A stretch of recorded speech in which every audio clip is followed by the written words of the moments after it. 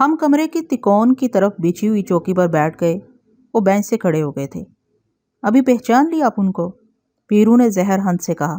ان کے دستوں بازو پھڑ پھڑا کر رہ گئے۔ ایک نے دوسرے کی طرف دیکھا۔ انہیں اپنی منتشر توانائی سمیٹنے کے لیے کچھ وقت تو چاہیے ہی تھا۔ پیرو نے انہیں وقت دیا مگر وہ کوئی جواب نہ دے سکے۔ ابھی ان لوگ کو تھوڑا پانی دکھائے۔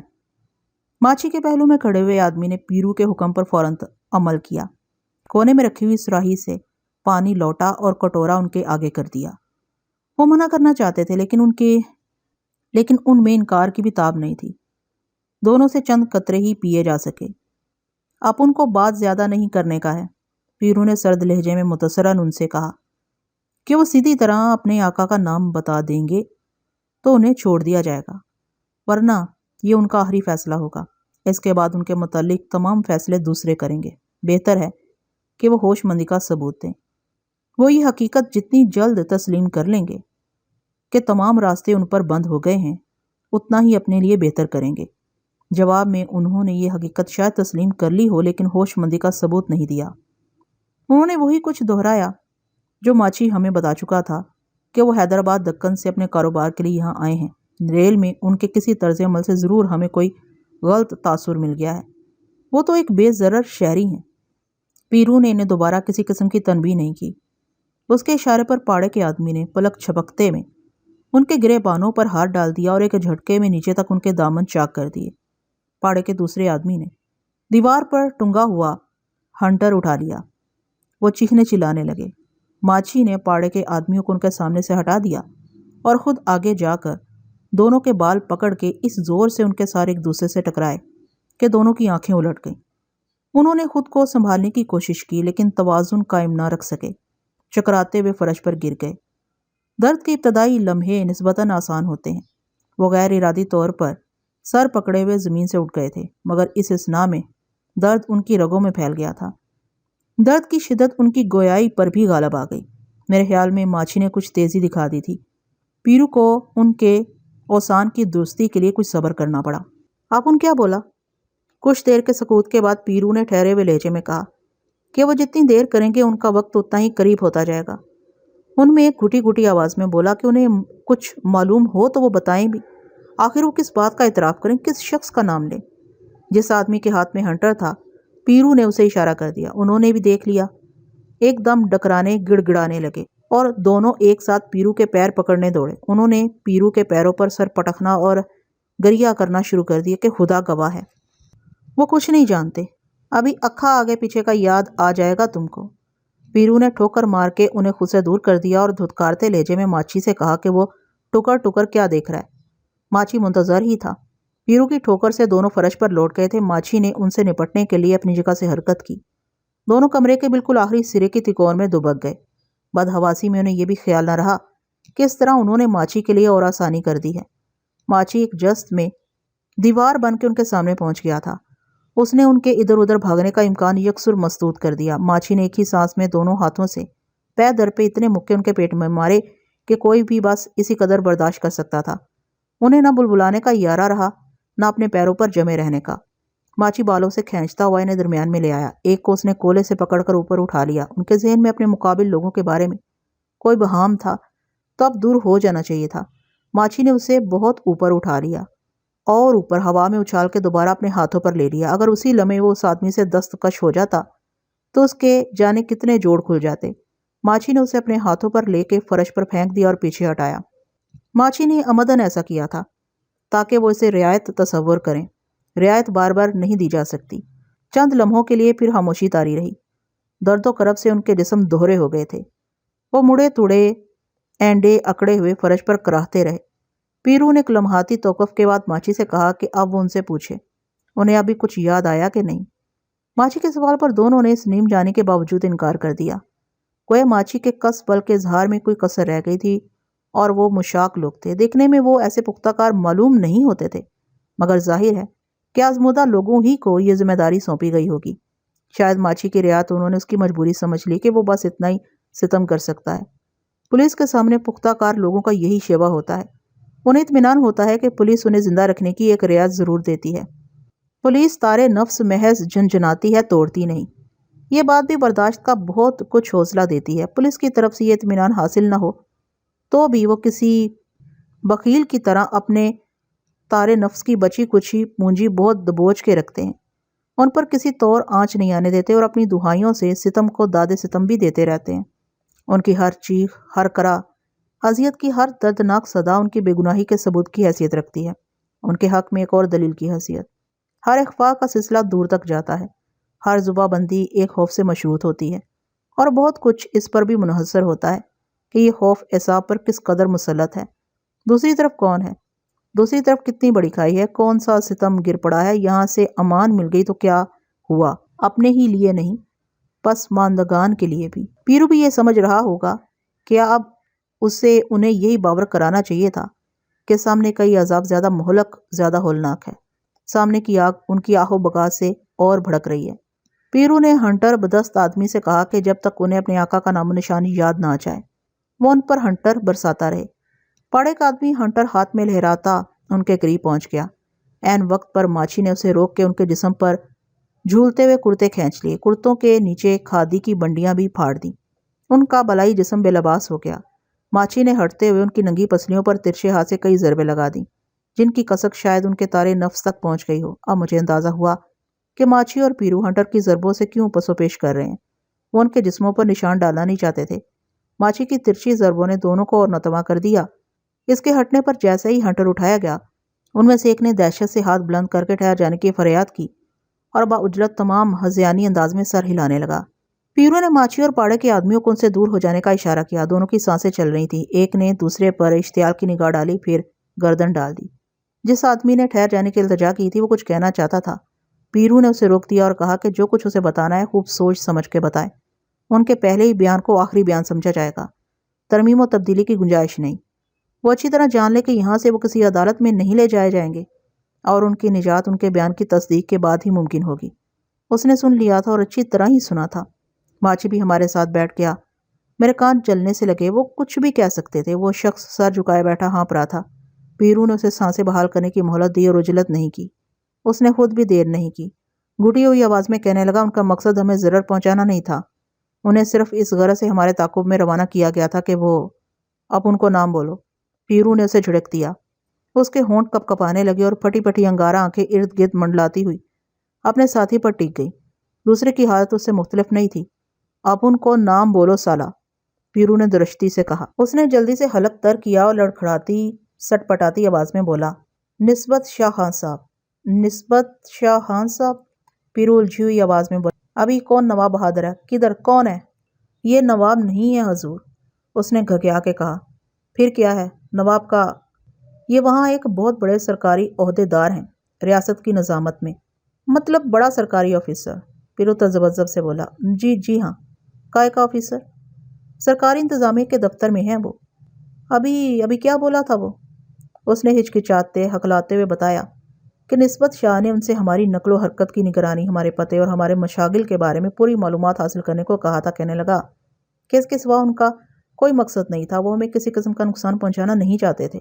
یہ نسبت شاہ حرام کا جنا ابھی اپن کو کیسا جانتا تھا؟ پیرو نے اسے وہی سوال کیا جو میرے سر میں دھمک رہا تھا۔ ہم کو معلوم نہیں، وہ ہاتھ جوڑ کے بولا۔ ہم سے جیسی بھی قسم لے لیجیے حضور، ہم کو اس بابت کچھ نہیں معلوم، ہم ان سے یہ پوچھ بھی نہیں سکتے تھے۔ پیرو وٹھل کی صورت دیکھنے لگا۔ چند لمحے سناٹا سا چھایا رہا، پھر وٹھل کی تڑختی آواز کمرے میں گونجی، نسبت شاہ سے کس نواب راجہ کا نال جوڑا ہے؟ اس شخص کا جواب سننے سے پہلے پیرو نے دوبارہ جتانا ضروری سمجھا کہ ہیر پھیر سے کچھ حاصل نہ ہوگا۔ وہ اپنے ہی ساتھ زیادتی کریں گے۔ جو کچھ انہیں معلوم ہے صاف صاف بتائیں۔ ان کے بہت سے نوابین سے تعلقات ہیں حضور، وہ سہمے ہوئے لہجے میں بولا۔ وہاں ایک نہیں، بہت سے نواب لوگاں ہیں۔ قطب الدین علی سے کیسا ہے؟ نواب قطب الدین علی؟ وہ چونک سا گیا اور متردد لہجے میں بولا، ان سے بھی ان کے بہت اچھے نیازمندانہ مراسم ہیں، اتنا تم جانتا ہے؟ ہمارا اندازہ ہے حضور، وہ لرزیدہ ہونٹوں سے بولا۔ ہم آپ سے کچھ چھپا نہیں رہے، آپ چھپانے کو کیا رہ گیا ہے؟ اس کے التجا میں احتجاج بھی شامل تھا۔ یہ تم کو نہیں بولنا، پیرو کی پھنکارتی آواز سے وہ اچھل پڑا۔ ایک لہجے بعد پیرو نے برہمی سے کہا، تم قطب الدین علی کا آدمی ہے؟ نہیں، وہ تیزی سے بولا، نہیں حضور، ہم صرف ان کے نام سے واقف ہیں۔ وہ بہت بڑے نواب ہیں، ہم اپنی ماں کی قسم کھاتے ہیں کہ ان سے ہمارا کوئی تعلق نہیں۔ آپ کسی اور طرف نہ بھٹکیں۔ وہ آدمی ریل میں تمہارا ساتھ چل رہا تھا؟ کون سا آدمی؟ اس نے سراسمگی سے پوچھا۔ وہ چاقو پٹاخہ والا؟ آپ کون سے آدمی کی بات کر رہے ہیں؟ اس کے ساتھی کے چہرے پر بھی پریشانی اور حیرانی سمٹ آئی۔ ہم اپنے سوا کسی کو نہیں جانتے۔ پہلی بار اس نے جھجکتے ہوئے زبان کھولی۔ تم نہیں جانتا؟ معاف کیجیے، آپ کو ضرور غلط فہمی ہوئی ہے۔ ہم صرف 2 ریل گاڑی میں تھے اور آپ کے برابر کے ڈبے میں بیٹھے تھے۔ ہاں، پیرو نے گرج کر کہا۔ تم کو ابھی کیسا معلوم تھا کہ اپن اسی ڈبے میں بیٹھنے کا ہے جو تم ابھی ایک دم برابر والا ڈبہ کا ٹکٹ کٹایا؟ ٹکٹا ہمیں نسبت شاہ خان صاحب نے دیے تھے۔ نسبت شاہ کو پتا تھا؟ پیرو نے متجسس لہجے میں کہا۔ ہم نہیں کہہ سکتے۔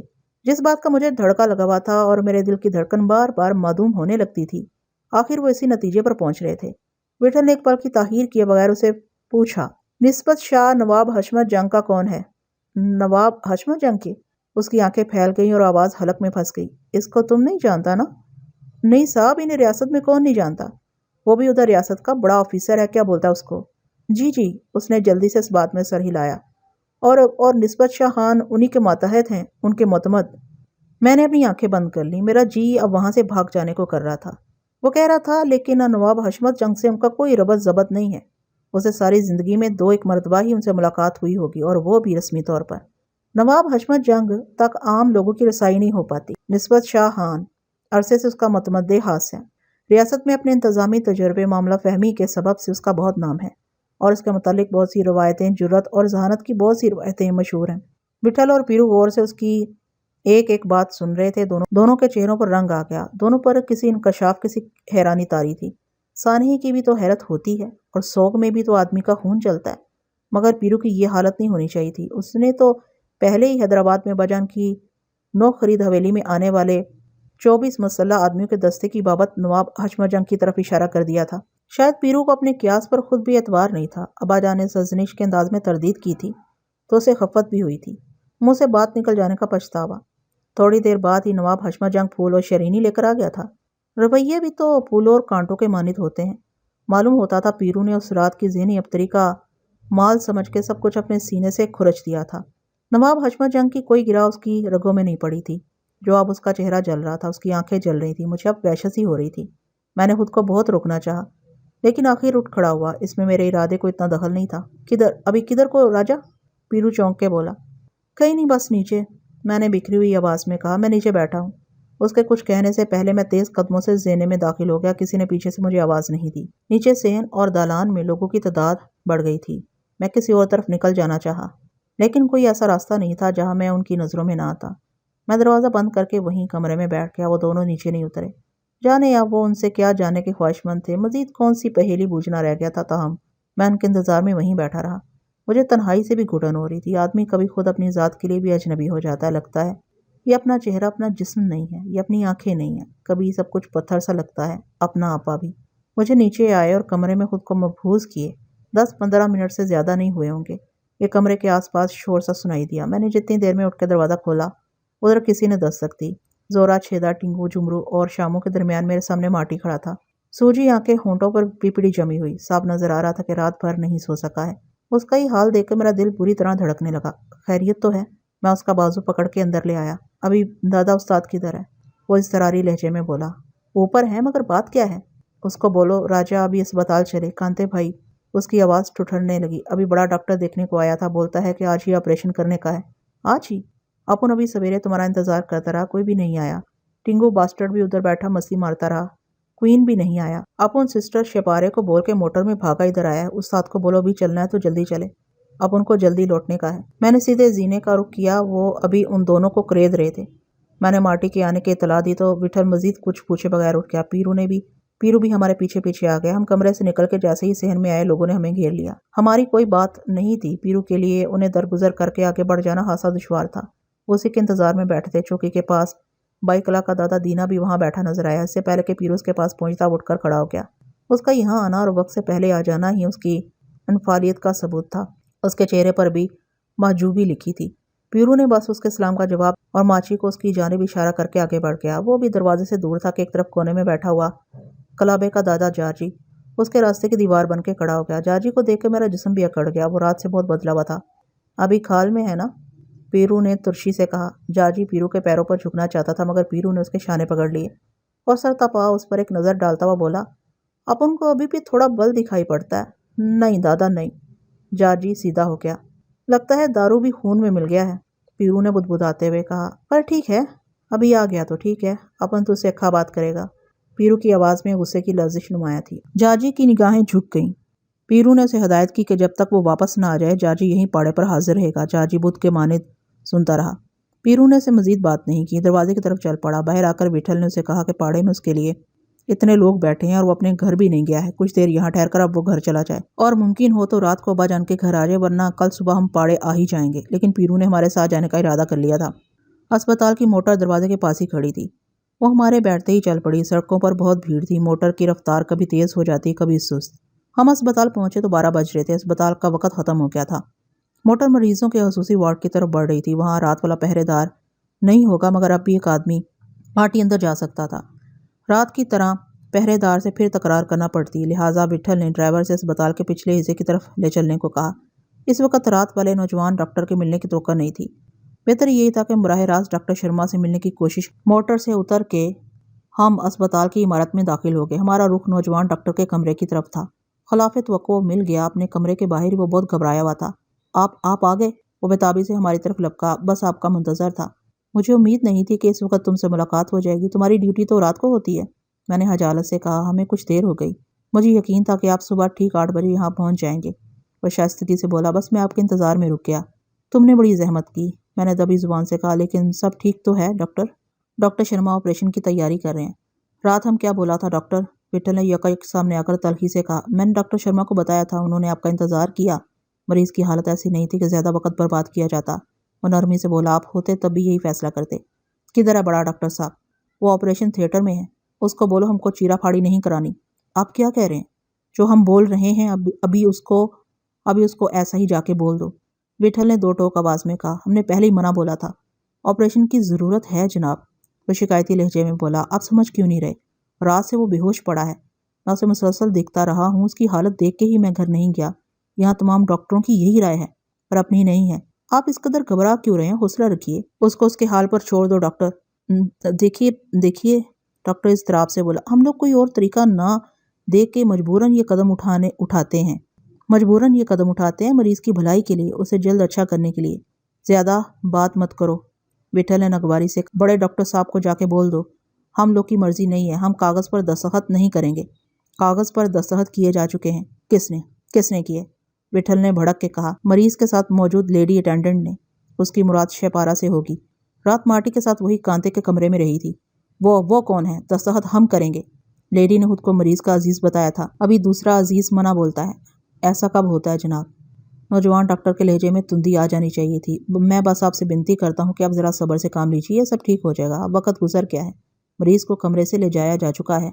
मुमकिन है डॉक्टर शर्मा ने अपना काम शुरू भी कर दिया हो। नहीं, विठल ने छपटती आवाज़ में कहा। वो ऐसा नहीं कर सकता। हमको अभी उसके पास ले चलो, अभी इसी वक्त। मैंने आपसे कहा ना, वो ऑपरेशन थिएटर में है। वो कहीं भी हो, उसको जाके बोल दो। ऐसी क्या बात है? डॉक्टर झुंझुला कर बोला। फिर आप लोग मरीज़ को अस्पताल क्यों लाए थे?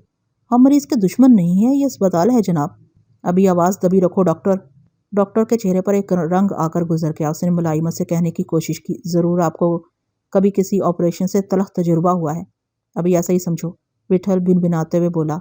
ज़रूरी नहीं कि दोबारा भी यही तजुर्बा हो। तुम नहीं जानते। विठल की जलती हुई आवाज़ में कोई दुख भी शामिल था। समझो कि हमको तुम्हारी चीरा फाड़ी रास नहीं आती हो। डॉक्टर मुस्कुरा के बोला। मगर ये आपका वहम ही है ना। हम दिन में कई ऑपरेशन करते हैं। कभी कभार एक आध केस में मायूसी अलबत्ता हो जाती है। आप इत्मीनान रखें, यहाँ आपका मरीज़ ज़्यादा महफूज हाथों में है। हम क्या बोल रहे हैं डॉक्टर? डॉक्टर का चेहरा तमतमाने लगा। मैं भी कुछ कह रहा हूँ जनाब, आप मेरी बात क्यों नहीं सुन रहे? तुम भी अपनी नहीं सुन रहे? मैं एक डॉक्टर हूँ, हम भी मरीज़ के कोई हैं। मैंने दखल देने का इरादा किया, लेकिन इस मौका पर विठल से कुछ कहना हवा देने के बराबर था। मैंने पीरू की तरफ देखा, मगर वो भी खामोश खड़ा रहा। विठल अपनी जिद से बाज नहीं आया। आखिर डॉक्टर को कहना पड़ा कि बसूरत दीकर डॉक्टर शर्मा कांते को अस्पताल से खारिज कर देगा। हम उसको अभी ले जाएंगे। इस हालत में आप उसे ले जाएंगे? डॉक्टर चीख कर बोला। ये आप क्या कह रहे हैं? आप उसके साथ जुल्म करेंगे? क्या वो जाने के काबिल है? और आप करेंगे क्या? क्या करेंगे? मैं समझता हूँ मुझे अफसोस से कहना चाहिए कि आप उसे तंदुरुस्त देखना नहीं चाहते। हम उसके बारे में तुमसे ज़्यादा समझता है। ठीक है। डॉक्टर दृष्टि से बोला। जैसी आपकी मर्जी। मैं कोशिश करता हूँ कि डॉक्टर शर्मा से आपकी मुलाकात हो जाए, मगर वो पागल आदमी है। हमसे ज़्यादा नहीं होगा। डॉक्टर की आंखों में शोले कूदने लगे। उसने गुस्से से ज़मीन पर पैर पटके और सर झटक के विठल को चलने का इशारा किया। मैं और पीरू भी उसके साथ जाना चाहते थे, लेकिन हमें उसने रोक दिया। जाते जाते उसे ख्याल आया। पलट के उसने हमसे अपनी वापसी तक कमरे में इंतज़ार करने को कहा। हम उस कमरे में दाखिल हुए तो जुलीन पहले से वहाँ मौजूद थी। तुम यहाँ कैसे? मैंने ताजुब से पूछा। उसके साथ बैठी हुई लड़की को मैंने दूसरे लम्हे में देखा और बस देखता रह गया। वो शहपारा थी, प्याजी रंग की साड़ी में मलबूस, कानों में बालियां पड़ी हुई, शर्मीली शर्मीली, सिमटी सिमटी। उसका शिहाबी रंग कुछ और निखर आया था। मैंने उसे सिर्फ बालाहाने पर देखा था, और वो भी रात की रोशनियों में। बालाहाने के खास लिबास में, होंठों पर सुर्खी जमाए, रुखसारों पर गाजा मले। वो वहाँ ना जाने सिगार क्यों करती थी। वो तो खुद फूल थी। फूलों को सिगार कैसा अजीब लगे। फूल मखमल में रख के पेश किए जाए तो उनकी खुशबू बढ़ नहीं जाती। वो तो कोई और ही लड़की नजर आ रही थी। वो चंपा बेगम ने कल रात मुझे उसके बारे में बहुत कुछ बताया था, और उससे पहले कांते ने भी, लेकिन मुझे खुद अपनी आंखों से उसे देखने की बेचैनी थी कि उसने अपनी नई जिंदगी को किस हद तक कबूल किया है। उसके चेहरे की ताजगी और तबिंदगी देखकर मुझे अपनी रगों में ठंडक सी महसूस हो रही थी। वो जुलीन ही की कोई बहन मालूम होती थी। नकल मकानी से आदमी के रेशा और रग और सूरत और रंग पर कितना गहरा असर पड़ता है, मगर इसे नकल मकानी क्यों कहा जाए? ये तो नकल मकीनी था। मकान तो मकीनों से होता है। आसपास के चेहरे जो बदल गए थे, मुझे देख उसकी आंखें झिलमिलाने लगी और रुखसारों पर खून दमकने लगा। कैसी हो तुम? मैंने मुस्तरबाना उससे पूछा। वो कुछ न कह सके, उसके नथने फड़कते रहे। मैंने सरसराती आवाज में कहा, तुम किस कदर बदल गई हो। कहीं और मिली होती तो शायद मुझे पहचानने में बहुत देर लगती। जी में आई कि बढ़ के उसे सीने से लगा लूं, उसके सर पर हाथ रखूं, लेकिन मेरे कदम उठे रह गए। वो संभल ना पाई। मुझे अंदाजा हो गया था कि वो एक इशारे की मुंतजर है। मैंने मुड़ के पीरू से कहा, दादा तुमने देखा?